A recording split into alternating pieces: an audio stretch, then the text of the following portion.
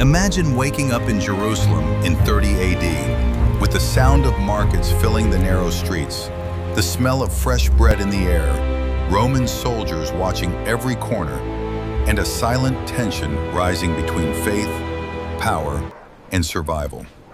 What was it like to live an ordinary day in one of the most sacred and most dangerous cities of the ancient world? You have no idea what it was like to walk those streets. Jerusalem in the year 30 was not some beautiful movie set. It was filth, dried blood on the market floor, animals being slaughtered at the temple, Roman soldiers who could crucify you for a wrong look. It was a city where a man could wake up free and end the day nailed to a cross. You think you know this story? You don't, because they told you a clean, edited, comfortable version. The truth is brutal. Jerusalem was boiling. The temple moved fortunes. The priests cut deals with Rome. The people suffocated in silence. And in the middle of all that, a carpenter from Galilee walked those very streets, saying things that made the powerful tremble. Today you're going to see what no one ever showed you. Every detail, every corner, every truth buried under centuries of comfortable religion. 1. Before dawn. Jerusalem did not wake up gently. Before the first ray of sunlight touched the walls, the city was already pulsing. The sound came first. Roosters crowing in cramped courtyards, donkeys striking their hooves against the stones, women carrying water jars before the streets became impassable. The day began in the dark, because the dark was the only moment you could breathe without being watched. Most houses were small, rough stone walls, flat roofs made of clay and wood, a single room where the entire family slept. The floor was packed earth.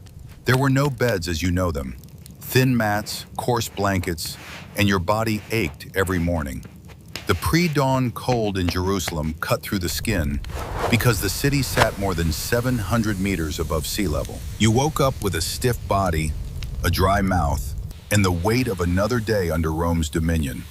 The first thing a Jewish man did when he opened his eyes was pray. Not out of some nice religious habit, out of survival. The words of the Shema Israel left his mouth before he even washed his face. Hear, O Israel, the Lord our God, the Lord is one.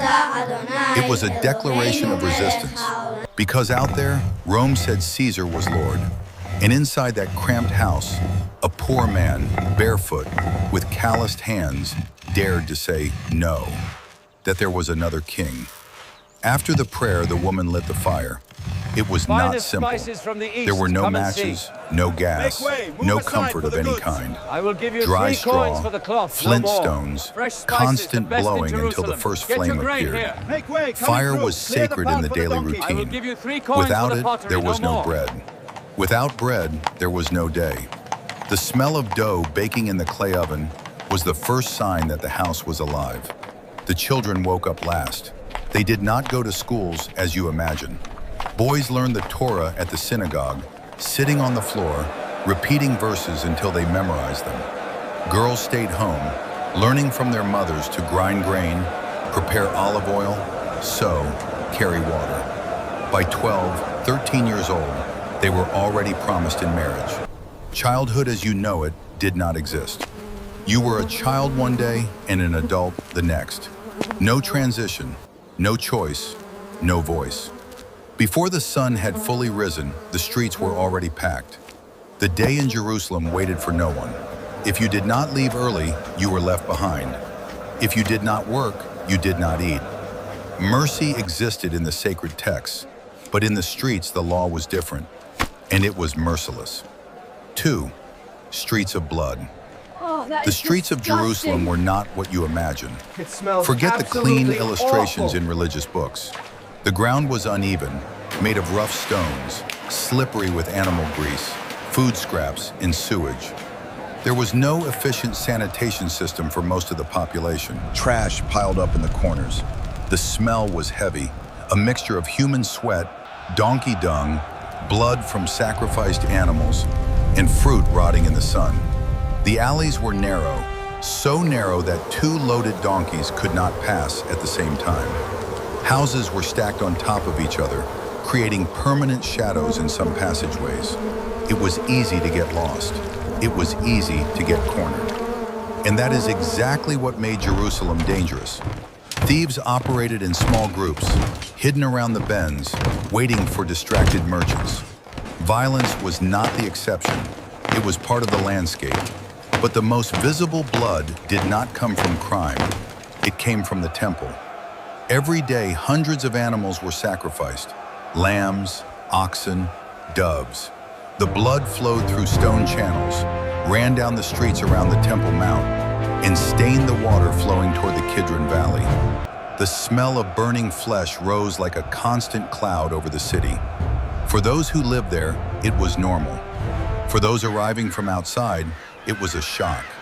Jerusalem smelled of blood. Literally, Roman soldiers patrolled in groups, armed, organized, brutal when provoked.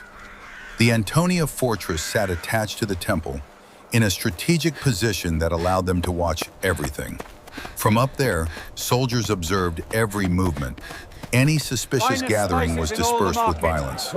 Any cry of revolt was silenced with iron. Crucifixions took place on the roads surrounding the city as a permanent warning. You would pass bodies hanging on crosses on the way to the market. I will give you half of that Men price. agonizing under the sun, flies covering their wounds, Come closer, and no don't one miss could out. do anything. The best quality Looking right too here. long was already dangerous. Children grew up seeing this. The old had already gotten used to it. Women looked away and quickened their pace. Jerusalem was holy, yes, but it was wholly drenched in blood. Take your fill. Blood of sacrifice, blood of punishment, blood of ordinary These olives people look who good. dared to live 3 in a coins for a place scoop. where heaven and hell finest in the share the forum. same sidewalk. Here you are. Every stone in that city carried a story that Steady no now, one we had the are courage to almost tell there. properly Make way until for the now. caravan. We bring But you are spices going to and hear silks. it. All right, 3. move it through quickly The now. living market. State your business The in market of Jerusalem was the economic heart of the city. It was We not bring an spices organized, and clean silks place from with the shelves east. and labels. We only It was accept Tyrian chaos shekels for the controlled by temple. shouting. You must exchange Vendors these screamed first. their But your offers. rate is unjust. Buyers argued over I have prices. waited all day. 20 Animals shekels moved, exchanged for bleated, temple and coinage, clucked between minus the people's fee. legs. This is The taking market was far too pure long. noise, We have and if you traveled did not weeks know to how be to here. shout, you sold nothing. The stalls were set up along the main streets and near the temple. They sold everything: wheat, barley, dates, figs, olive oil, wine, salted fish brought from the Sea of Galilee, wool, leather, pottery, spices imported from the east. Commerce in Jerusalem was not local, it was international. Caravans arrived from Egypt, Syria, Arabia, carrying goods that had crossed entire deserts to reach those narrow streets. The finest Jerusalem saffron and was the a purest commercial silk in all the crossroads land, of the my ancient friend. world, A pleasure and that doing attracted business with you. fortunes, but it also attracted corruption. Finest silks The and coins spices used from the were varied. east. The Come Roman and see the denarius quality. was the dominant currency, but there was also the Tyrian shekel, used exclusively for paying the temple tax. Exchanging money was a lucrative business, and the money changers sat in the areas near the temple, charging abusive fees. These were the men Jesus drove out with a whip of cords. It was not a symbolic gesture. It was a direct accusation against a system that had turned the house of God into a house of exploitation. Prices surged during religious festivals. During Passover, when Jerusalem received hundreds of thousands of pilgrims, everything became more expensive. A lamb for sacrifice could cost the equivalent of weeks of labor for a poor man. Doves, which were the offering of the most destitute, also had their prices inflated. Religion moved money, a lot of money, and those who controlled the temple controlled the economy. The poor bought the bare minimum: bread, olives, maybe a handful of lentils. Meat was a luxury. Fresh fish was rare. Most people ate what they grew This lamb or is what they could unacceptable. trade for manual You labor. must buy from the The approved market vendors was over generous with those who had gold and cruel to those who only had Unfit hunger. for sacrifice. And this Go, division purchase one was from not the temple hidden. vendors over there. It was wide open, visible, accepted as part of the order of things. There were also street vendors who carried their goods on their backs or in baskets on their heads. Women selling herbs, Men offering repair services, children running between stalls picking up scraps. The market of Jerusalem was not just commerce. It was a complete portrait of how that society functioned, who commanded, who obeyed, who profited, and who crawled to survive. 4. Inside the temple. The Temple of Jerusalem was not a church. It was not a quiet place where people sat on benches and listened to peaceful sermons. It was a monumental structure covered in gold and white marble that gleamed under the sun with such intensity that they said it was impossible to look directly at it without hurting your eyes. The temple dominated the city. From any point in Jerusalem, you could see it, and it could see you. Herod the Great had rebuilt the temple decades earlier to impress Rome and control the people. The construction took more than 40 years and employed thousands of workers. The result was one of the most imposing structures in the ancient world. Enormous walls, vast courtyards, gigantic columns, bronze gates that required 20 men to open. That was not just religion, it was power. It was politics. It was a display of dominance. The temple was divided into rigidly controlled areas. The court of the Gentiles was the outermost, where anyone could enter, including foreigners. That was where the money changers and animal sellers operated.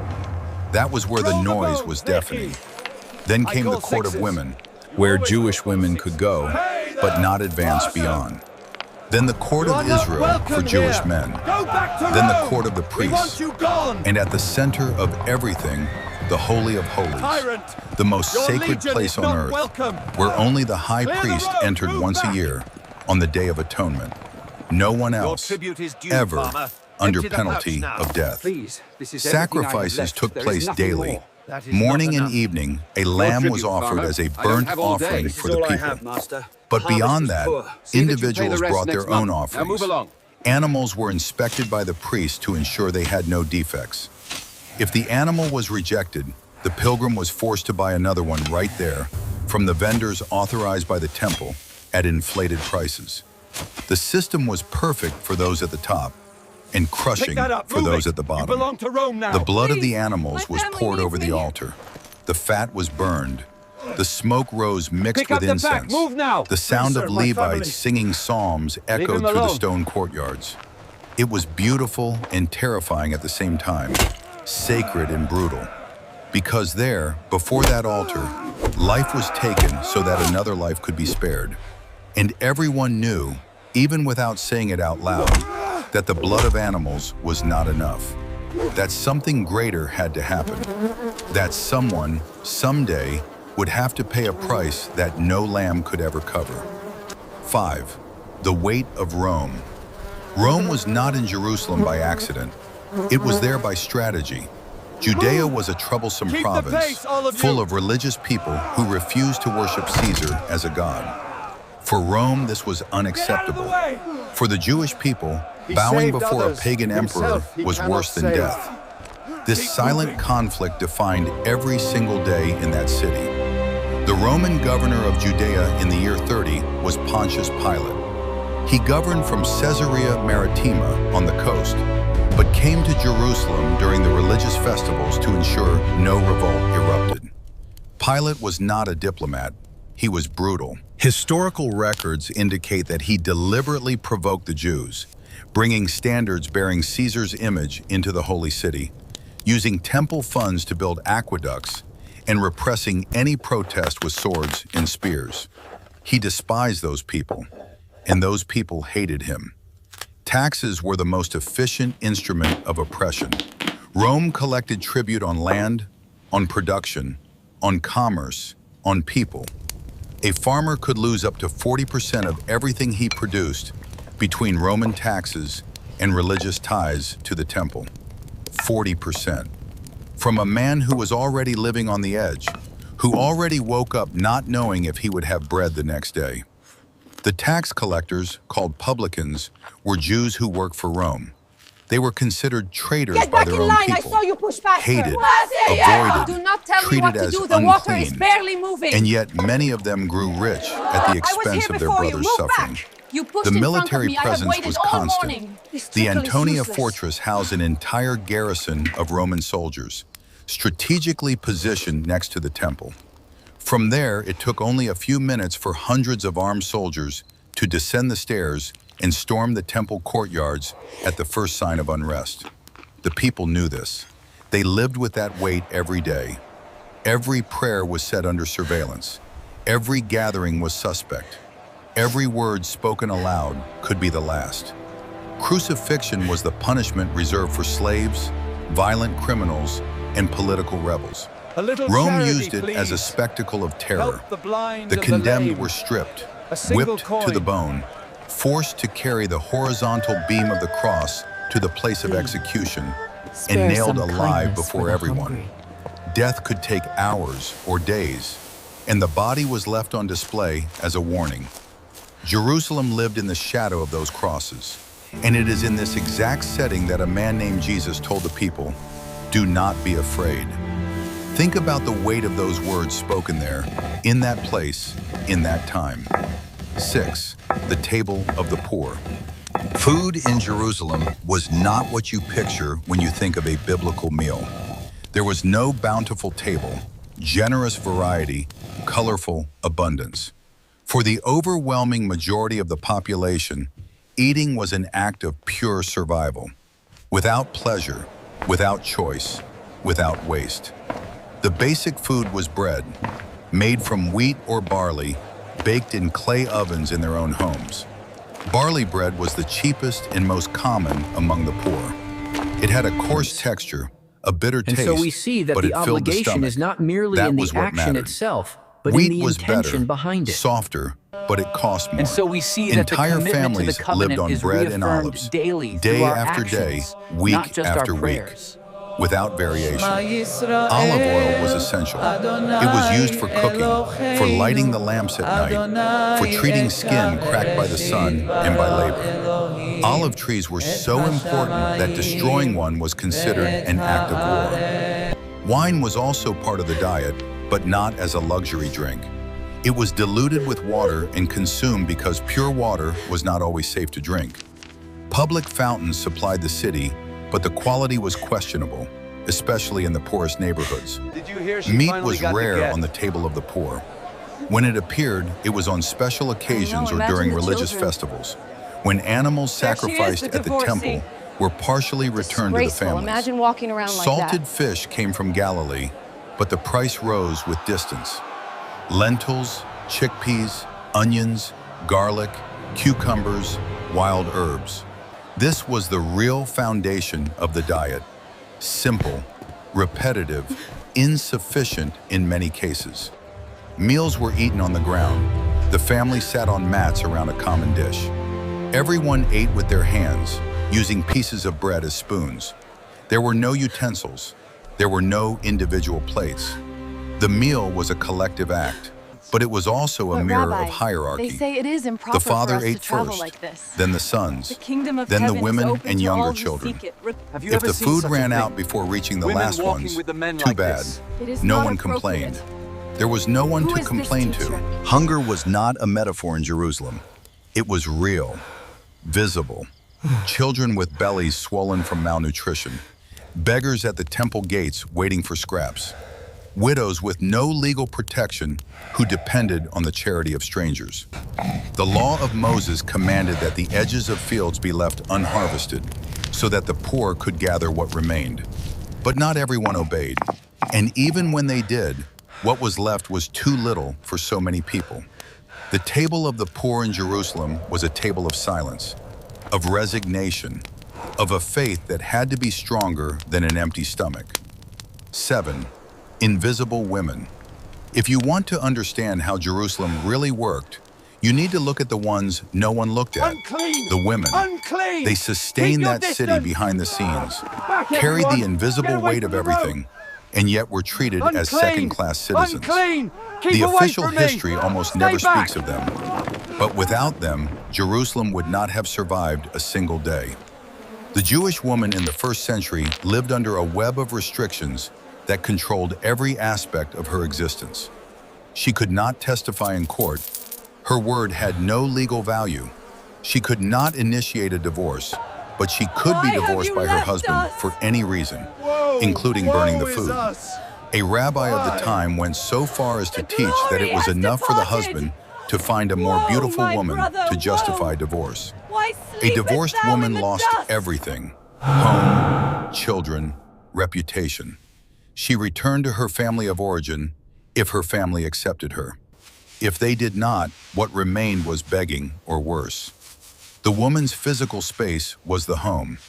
There she ground grain before dawn, lit the fire, prepared the bread, carried water from the nearest fountain in heavy jars on her head, washed clothes, cared for the children, the sick, the elderly. The work was relentless and invisible. No one thanked her. No one acknowledged it. It was simply what was expected, without question, without negotiation. At the temple, women had limited access. They could enter up to the court of women, but could not advance beyond. They could not touch the Torah scrolls. They could not teach. They could not lead public prayers. Their presence was Woe tolerated, to you, not scribes celebrated. and Pharisees, In the hypocrites. synagogues, they You sat shut the kingdom separated of from heaven in men, men's faces. usually You behind yourselves do not partitions enter. or in upper It galleries. is written, They and we listened, must but they obey. did not participate. There is no room for Menstruation compromise made a when it woman comes ritually to the unclean commandments. for 7 days. During that period, everything she touched became unclean. Her bed, her chair, anyone who touched her. She lived entire days in functional isolation within her own home. This rule, rooted in Levitical law, We accept the terms, created a General. monthly It is cycle of vital to the exclusion prosperity of that Judea. profoundly See that your marked temple feminine enforces the life. peace, or And Rome it will is in enforce it for exactly you. this context that Jesus did We what he assure did. you of our loyalty, He spoke with Governor. women in The public. people are restless He taught concerning women. the temple. He allowed women to follow him. He touched a woman with a flow of blood and called her daughter. He appeared first to women after the resurrection. Each of these acts was not just kindness, it was a silent revolution against centuries of invisibility. And most people who read the Bible today do not realize the magnitude of what he did, because they do not know the magnitude of what they suffered. 8. Disease and death. Dying in Jerusalem was easy. Surviving was what required a miracle. Life expectancy in the first century hovered around 35 to 40 years. That is, if you made it past childhood, because nearly half of all children died before reaching 5 years of age.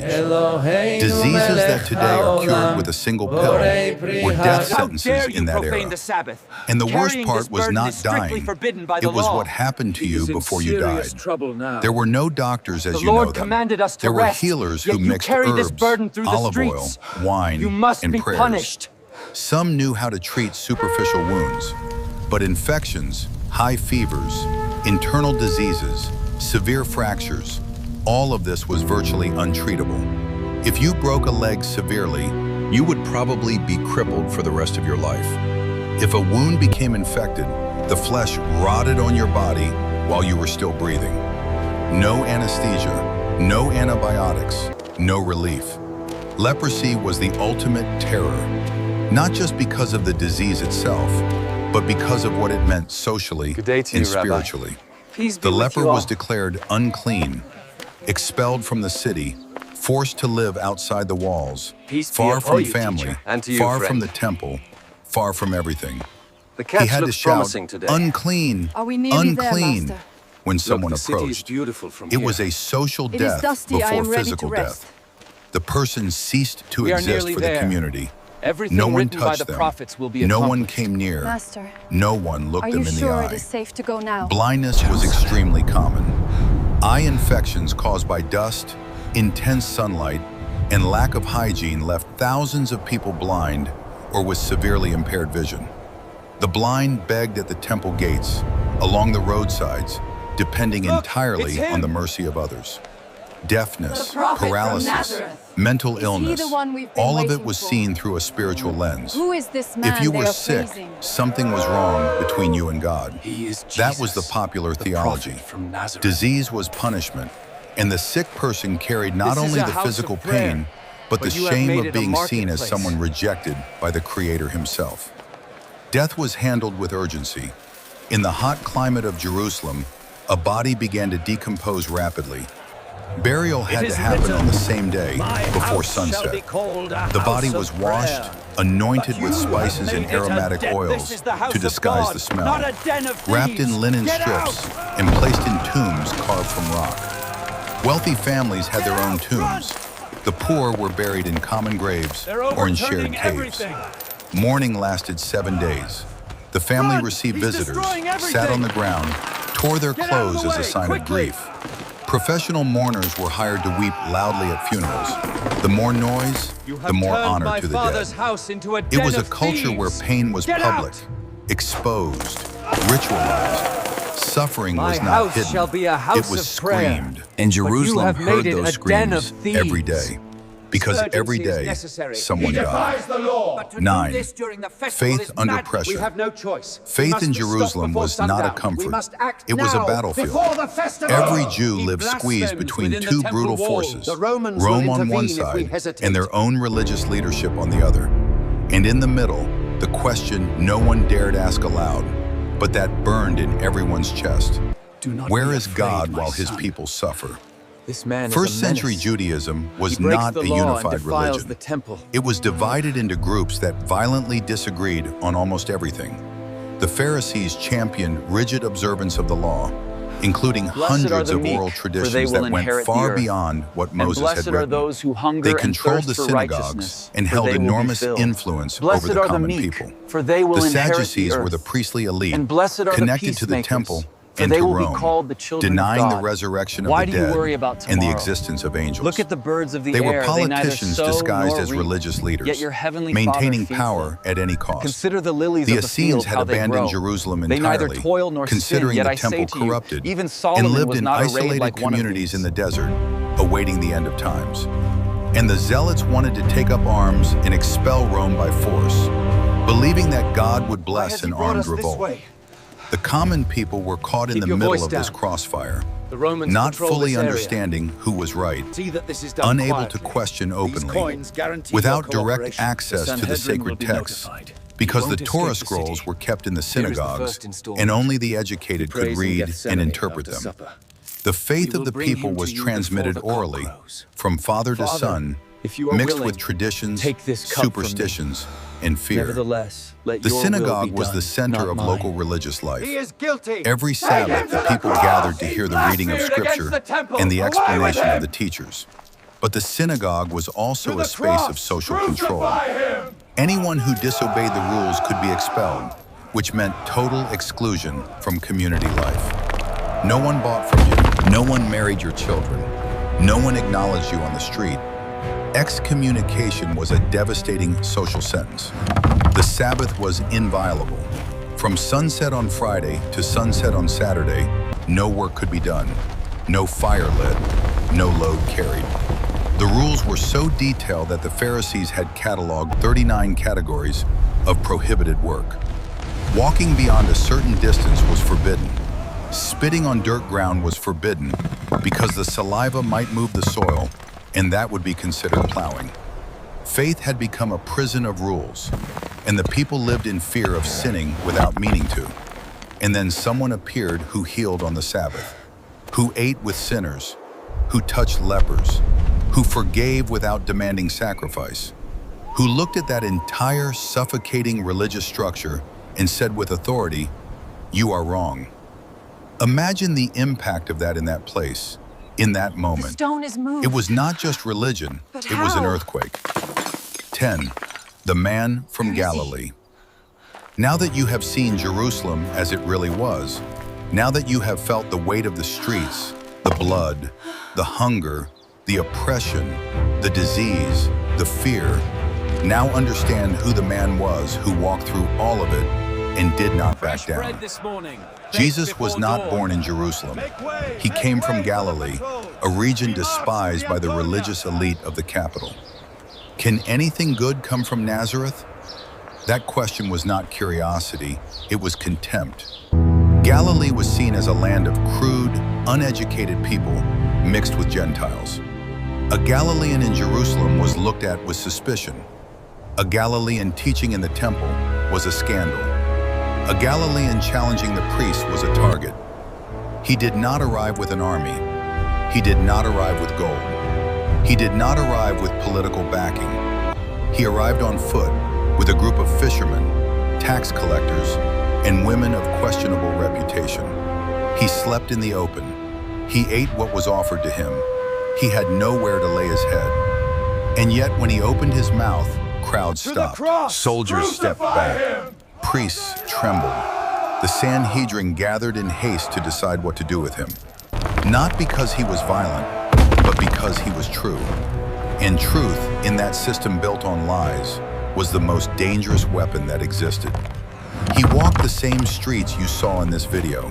He stepped on the same blood-stained stones. He smelled the same burning flesh coming from the temple. He saw the same blind beggars crying out for mercy. He passed the same Roman soldiers who crucified for sport. He looked into the eyes of the same invisible women.